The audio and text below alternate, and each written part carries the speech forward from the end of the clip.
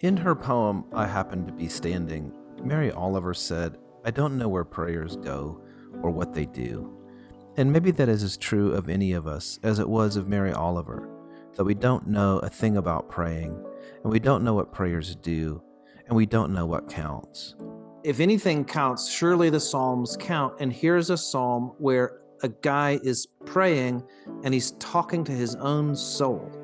Mary Oliver wondered if the sunflower's blaze is their prayer, if the cat's half sleeping is its prayer. Being able to see those other things in that kind of context as spiritual endeavors, as prayers, has certainly at least sheared some of the guilt off of the equation. And we wonder, from our ordinary lives through our ordinary days, what all counts. Today on Don't Hold Me to This.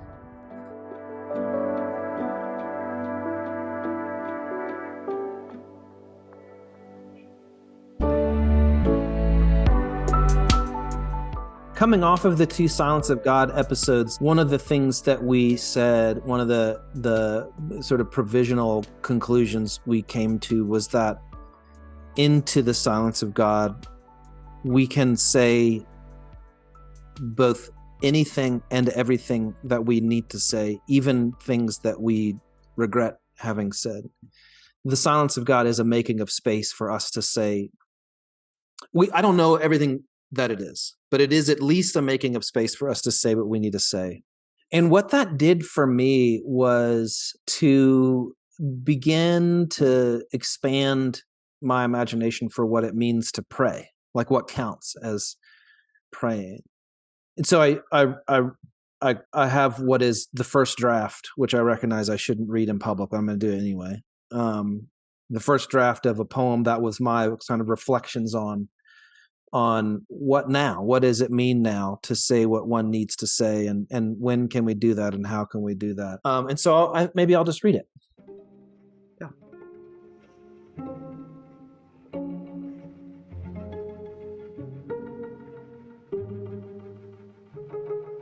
The only way I can figure that St. Paul prayed as he said, without ceasing, is that some things count as praying that I don't count as praying.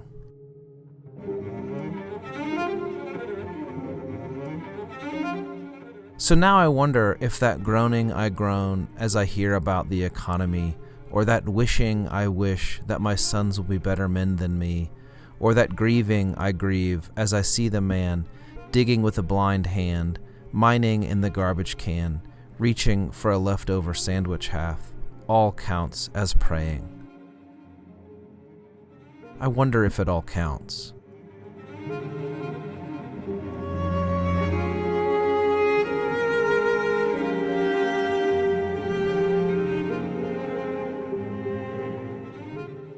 Shaner, it makes me wonder, there's so many layers that this imagination for what counts as prayer, so many layers that it touches on. And one I think is like this, it's been a while since I've felt this, but I remember feeling a kind of constant is probably not fair, consistent feelings of guilt around not praying enough, not engaging in this discipline. And if I can imagine that my groaning and my grief and my wish for my kids, like if all that counts, if all that ascends up out of my head and out of my soul up into God's ears, then I don't. Like that guilt is assuaged. So that's one thing that feels different, one of the layers it touches. And then another layer, and I found myself kind of going in search for this. There's this really wonderful song by one of my family's favorite musicians, Phoebe Bridgers. It's called Funeral. It's she starts by saying, I'm singing at a funeral tomorrow for a kid a year older than me. So it's a terribly sad song. And I think it's a really revelatory song. And the chorus at first feels a bit like, she's being irreverent, and maybe she is, and maybe that's okay. But she says, Jesus Christ, I'm so blue all the time. And that's just how I feel. Always have, and I always will. I always have, and I always will. And I think to hear that as a kind of defamatory exclamation is to read the song in the worst possible way. And to hear her chorus as a prayer is to read it with a rich kind of Jesus haunted imagination. That even if she doesn't know it, maybe Phoebe Bridgers is offering that up out of her head and out of her soul as a prayer. So it makes me more, maybe the best way to say it is that it's made me more tender toward the griefs and groans and wishes of other people, to hear them as prayers and to imagine that they're making it all the way to God's ears. Yeah. I have a couple. I mean, one of the things I want to say is I'm not sure this is a first draft. Thanks. Yeah, I don't know. I think there's a, yeah, I don't know that I agree with that it's a first draft. But yeah, I mean, I was just thinking about my kind of life in relationship to prayer, and I've certainly felt guilty at times for how often, or how early in the morning, or how quickly I fall asleep when I'm trying to pray, or whatever Yeah. it is. I've had varying degrees of that kind of, again, that uneasy acceptance of the hard definitions of what it is and what it should be like. Mm-hmm. At times I've accepted, or at least tried to embrace it as this is what it must be, so this is what I must do, Yeah. only to fail at that. And all the while being just a bit uneasy with the hard edges that it felt like, to me at least, were drawn around what is prayer, but then not knowing what to do with that, because I thought hard edges are supposed to be drawn around things that the Bible talks about. How could it possibly be a discipline if it doesn't have hard edges? Yeah, and even just calling it a discipline is, I think, Right. certainly has its own history, right? That may be the right thing to call it, Mm-hmm.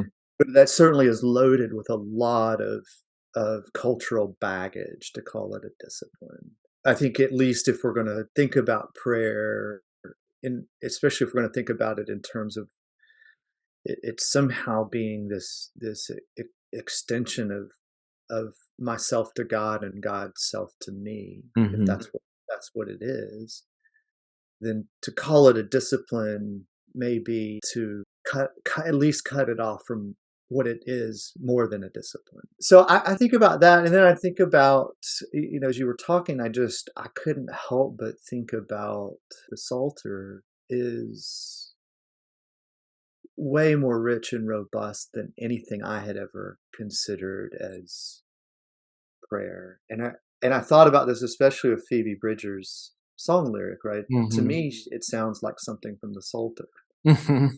Yeah. which is, been called the prayer book of Christ, the prayer book of the Bible. So I feel like if we're gonna name anything prayer, then the Psalms ought to be at least one of the most informative aspects of how we think about it. But then I think about that language of groaning too that Yeah. you're here, which I Mm. think is, I assume you had in mind Paul in Romans talking about the Spirit praying for us with groans, right? When we don't know what to pray.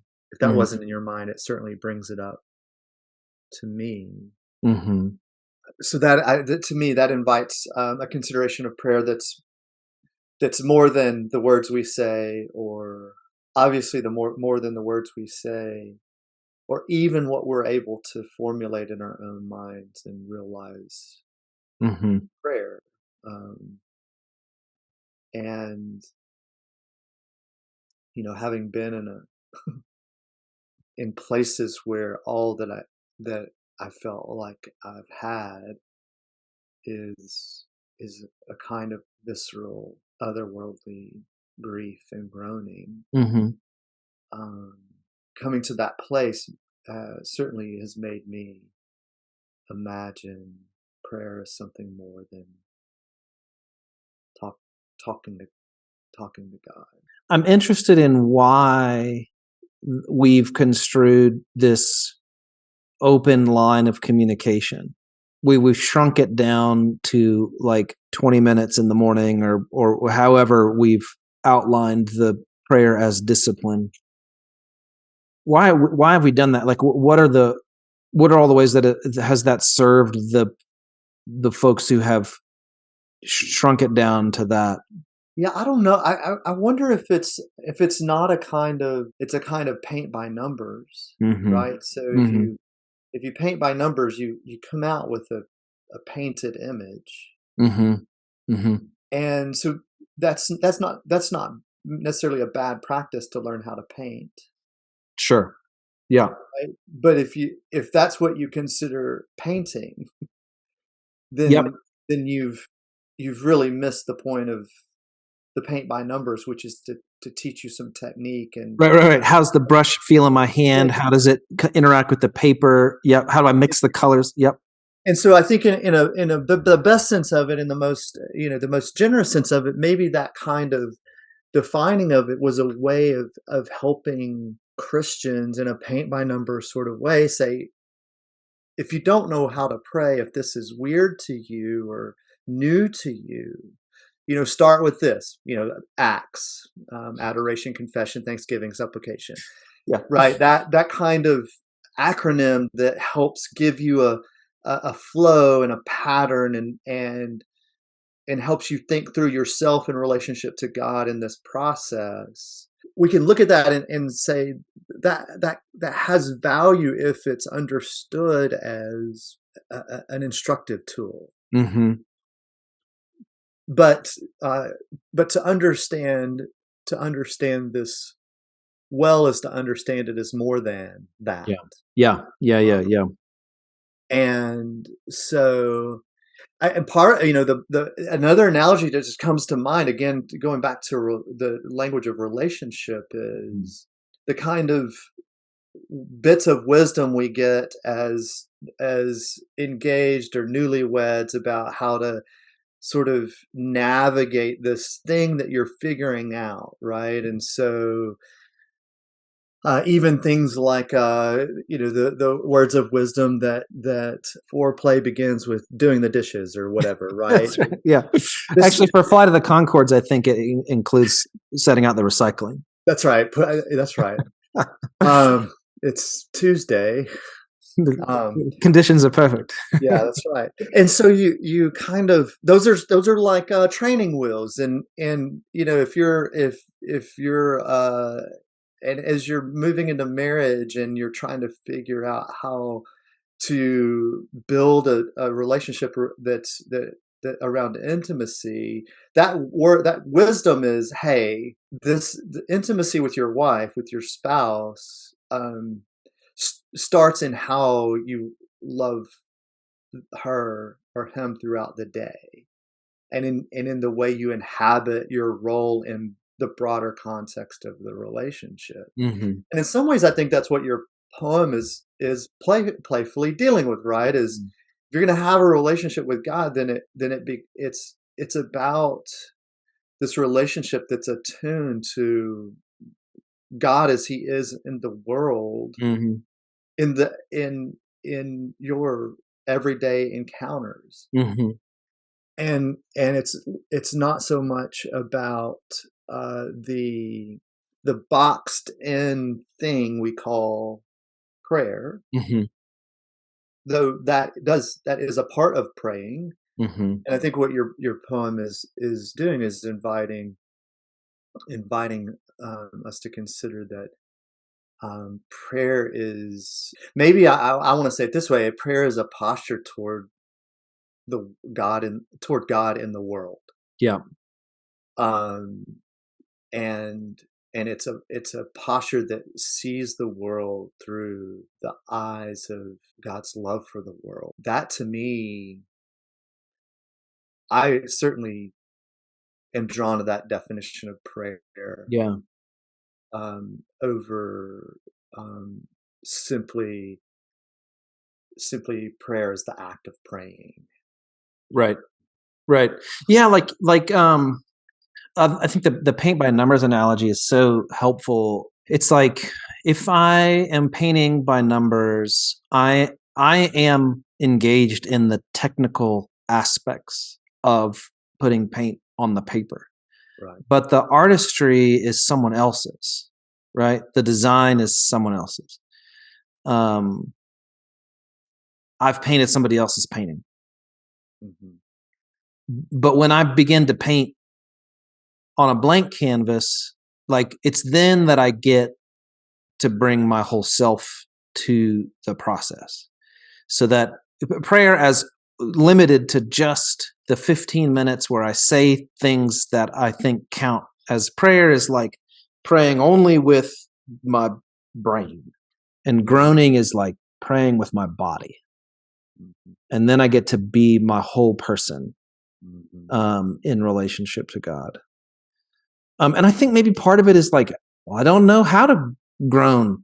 All I know how to is to say that I've groaned. Even in my poem, all I've done is said that I groaned. There's no proof that I've actually groaned, right? I think it's like there is a real danger in leaving the paint by numbers to a blank canvas, because how will I know if I've done it right? Yeah, the other thing about paint by numbers is paint by numbers can never teach you how to layer paint. Yeah, right. Because once you've painted the number, that's it. Yeah. It's gone, right? Yeah. So, um, so, so texture and depth and layer, is lost in paint by numbers, and I think by analogy is lost in um, a paint by numbers approach to spirituality. Mm-hmm. And then I think you're right, and I think this is where the groaning part of it comes in, and is so important, because if prayer is simply a sort of prefrontal cortex dialogue, right, a cognitive Yep. speaking back and forth between me and God, it never is about whatever about that groaning aspect, never about your body, never about what you feel, Mm-hmm. and about what is going on in your whole person. Then it's it, it's merely it maybe, and this is maybe why prayer always never really made sense. Then it's only ever a monologue. Mm. Right, it's only ever me sending thoughts out into the void. Mm-hmm. Because if I'm going to actually receive anything back, then I'm going to have to be attuned to something other than words, Mm-hmm. and to consider God's role in something other than just words. That's where our bodies become essential to Mm-hmm. inhabiting the space of prayer, our guts and our groanings and our longings and desires. And yeah, so I think I wonder, I just wonder, when you were talking, I wonder what how prayer and learning to be present in your own body Mm-hmm. actually are essential to one another, maybe Mm-hmm. is the way to say it. And maybe this is why David, I think these are attributed to David, where he says, "Why are you downcast, O my soul?" Mm-hmm. Mm-hmm. Mm-hmm. Right? He's actually present in his own body. He doesn't know what's going on, and so he asks, what is going on?" Prayer for him in that point is a kind of inhabiting what he's feeling. Why am I so downcast? Yeah. No, I think that's a really wonderful window into what counts as prayer. And if anything counts, surely the Psalms count. And here's a psalm where a guy is praying and he's talking to his own soul in front of God, right?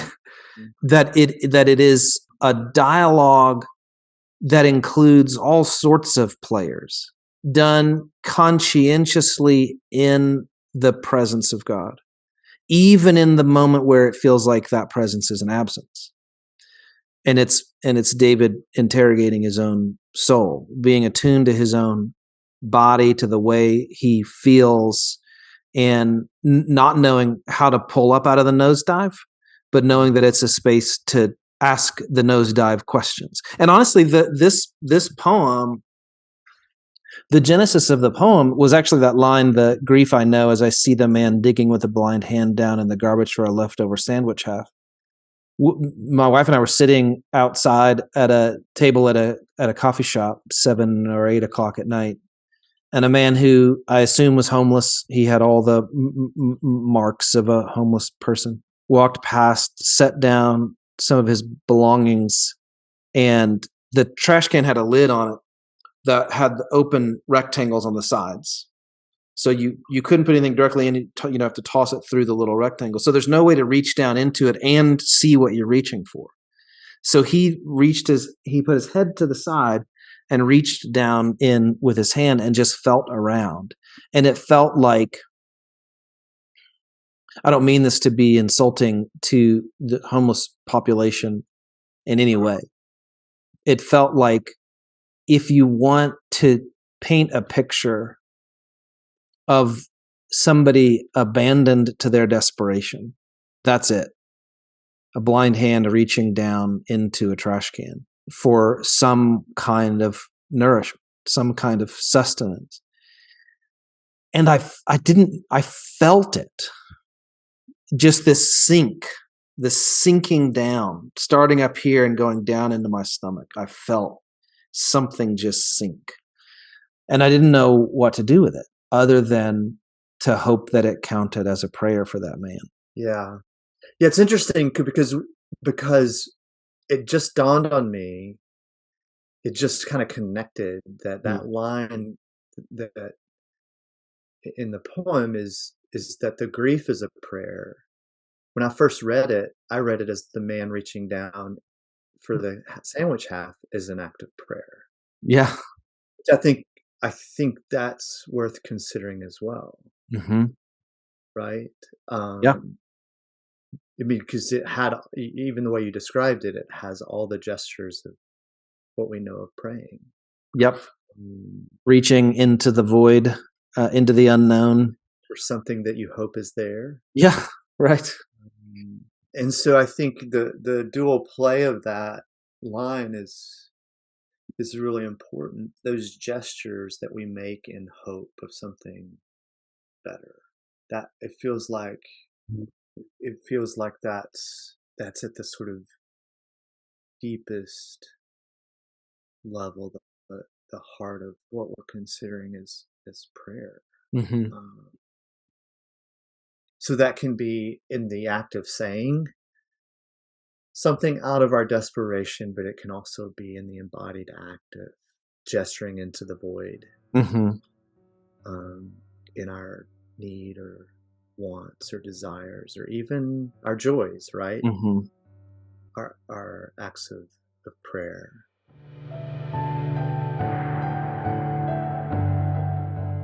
Just jumping in here really quickly to say thank you for listening to this episode on what counts as praying. If you'd like to help Don't Hold Me to This keep growing, consider liking and subscribing on YouTube or Spotify, and subscribing to our written pieces at don'tholdmetothis.substack.com. It will all really help us out.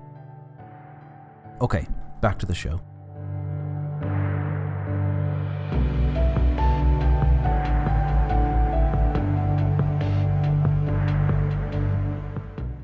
I have come to this kind of backing out a little bit, but I had through my own journey, I had come to see other things already as a part of my prayer life. Things like reading poetry that evokes something, anything in me, Mhm. any delight or sorrow or joy.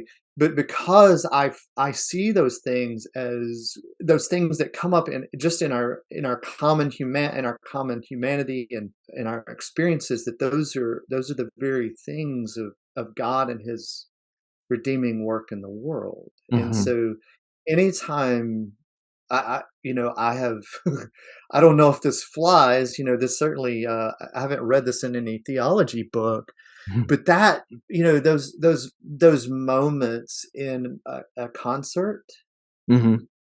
where something is happening that feels transcendent, Mhm. in the beauty of the moment and the talent that's present in the enjoyment together in community of Mhm. goodness, like we're all on our feet or whatever it is, people all singing together in the Mhm. enjoyment of Mhm. the gift of creativity. Those to me have felt like they feel like holy moments, Yeah. like prayers, Yeah. like something is being offered up there, at least for in my sake. I don't, I don't want to presume to say that everybody there is praying. I don't know how to wrap my head around that. All I can do, I guess, is speak from my own experience in that context. Those feel like moments where there is communion with God. Being able to see those other things in that kind of context as spiritual endeavors, as prayers, Mhm. has certainly, at least, sheared some of the guilt off of the equation that has, been a large part of my religious experience, my Christian experience. Yeah, because in one of the Psalms where David is talking to his soul, it's I believe he does that in Psalm 104, where he then turns to the creation, Yeah. right? Right. Talking everything. Right, so he doesn't turn to the redemptive works of God. He doesn't, turn to Jesus, so to speak. He turns to the beauty, Mhm. in the way of the badger up in the cliffs, right? He Right. turns the beauty of the world, and that's where his soul goes, in that moment of prayer and of confusion and, being, I guess, being whatever is encapsulated in the word being downcast. I'm interested to know why almost universally, at least in our kind of Western religious experience, guilt is almost synonymous with our religious experience. Like what's happening cosmically there, what's happening across any number of faith expressions. And then I'm interested to know this is more specifically your hesitation about the people at the concert, whether to identify their singing as praying. And I say that having this sort of for the last, I don't know, 10 years maybe, off and on regularly, this question occurs in my head. Why across cultures, across faiths around the world, it's a common thing that humans sing together. If we can engage in some metacognition, like step backwards from what we know about our experience of singing and just look at it as a kind of dispassionate observer, like, why are we doing that? Yeah, I mean, I think those are both great questions. So my hesitation with calling it prayers is simply not wanting to project my own reading of it onto anyone else. Sure. But if one of those people, was to share with me that they felt like it was they were praying to some, who whatever, that I would I would agree with them. And the hesitation was to name, to name somebody else's experience, Yeah. Yeah. something they wouldn't want to name it. Sure.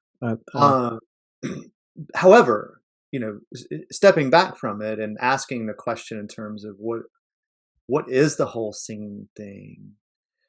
I mean, I think at minimum, it's that we were made. I'm going to use lingo. We were Mhm. made for attunement. Mhm. We Mhm. were Mhm. made to be in tune with other human beings. This is deeply embedded in what it means to be a human being. Mhm. And one of the ways that we attune to one another and enjoy that attunement is we sing together. And then I think also on the flip side of that is singing together is a way of attuning with each other in our grief, in our sorrows, in our joys, that brings healing and wholeness to the place Mhm. where that attunement has been broken in our lives. Mhm. Mhm. Um, and so in that regard, I think if maybe we could be so bold to say all singing together is praying together. Yeah, I was gonna say, like, there are times where, and I can't think of an example of it right now, but there are times clearly where a group of people are singing sort of to and for each other across a room together, right? And there are times when they're clearly joining their voices together and singing to something other than themselves, singing to something other than. Whatever they might name it. No, I think that's absolutely right. I think that's the power of that's the beauty and power of singing together. And I think this again, circling all the way back around to your poem, Mm. at some point maybe just prayer is best understood again, is best understood is that extension of ourselves in our humanity out Mhm. into God, right? Into the hope for promises of God. Mhm. Then if that's true, then prayer is absolutely more than just praying. Right. Right. Yeah. It's it's it's the love and sweat and tears that or the love and joy and hard work maybe is a better words to that go into preparing a Thanksgiving dinner for your family Mhm. so that they can Mhm. feast and Mhm. enjoy and delight in the day and each other and the goodness of food. Or it's what goes into the very careful aging of grapes and pressing them out in vats Mhm. and into the chemistry of the brew process or Mhm. the distilling process or the tending to a garden such that you clear out the things that make room for life to grow Mhm.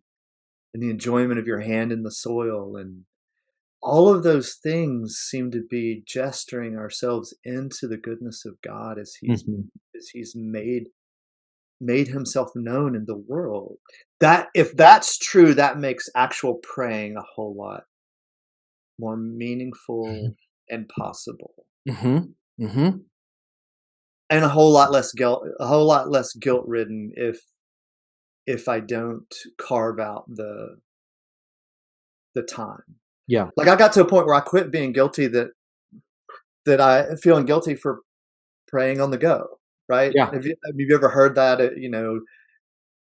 "Do you only pray on the go?" And I was like, "Yeah, I suck. I only pray on the go," right? I Yeah. never and I think, I'm just maybe I'll show up and God'll that'll be on the list, right, of things that yeah, that's right, that he was disappointed in how, I often most of the time, I just prayed in the car on the way somewhere, Yeah. or whatever it is. I don't I don't feel guilty for that. Mhm. And I also am not personally, I don't know what this says about me and my spiritual maturity. I've often wondered, but I don't feel compelled to set aside a rhythm of day and time Mhm. just praying. Mhm. in that kind of structured out way. And I know that puts that, for some people, that does call my spiritual maturity into question. Yeah, that's another thing that I think is just as always, always kind of the shaming conversation about prayer is that question of, do you only pray when you need things? And I'm like, maybe. I want to say, like, do you only talk when you think you're better than other people? Yeah, that's probably a better response. But I just think, well, okay, so what we're saying is God just, he's not going to really respond unless this is about.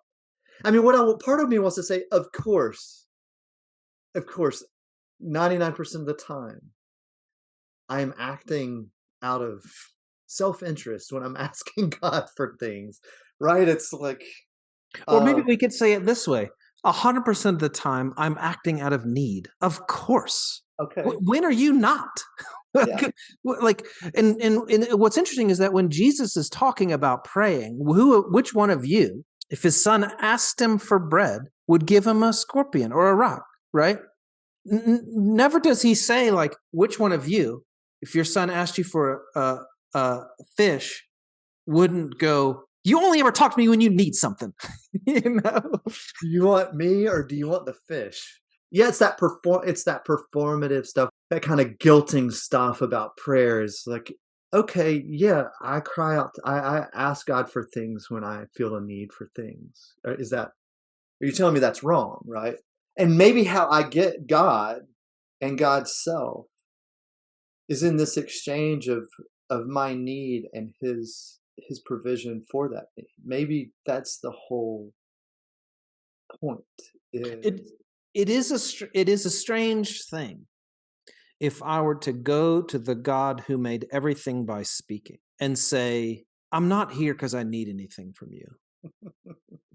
Because he would rightly say, you need everything from me. There's not a moment where you're not needy and I'm filling that need. Yes.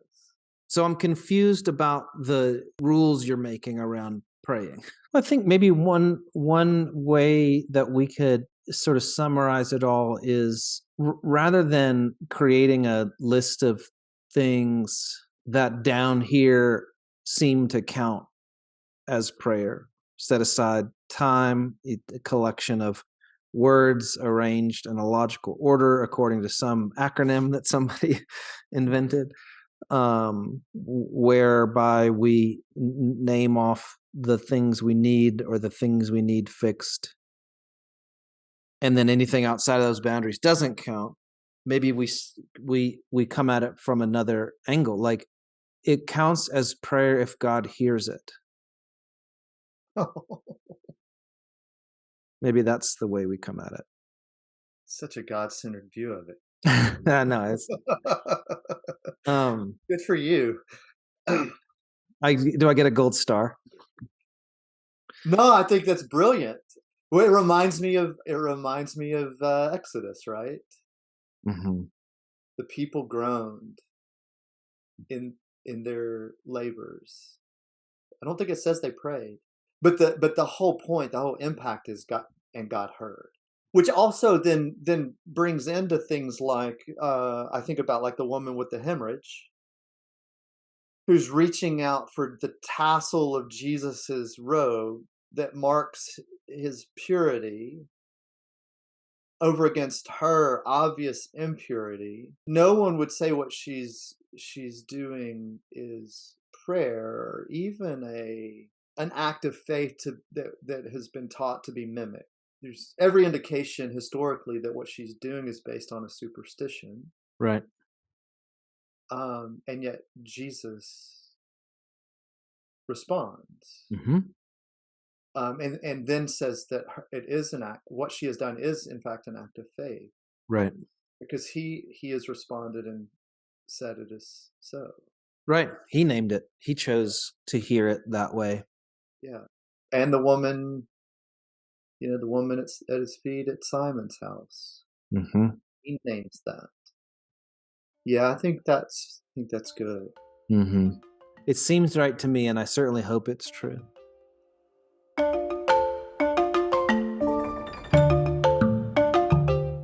Don't Hold Me to This podcast is a production of Don't Hold Me to This. Music this week is by Humans Win. Like the podcast, subscribe, and follow on whatever platform you are on. You can find out more, do some more reading, get in touch, and subscribe to our writings at don'tholdmetothis.substack.com. No apostrophe.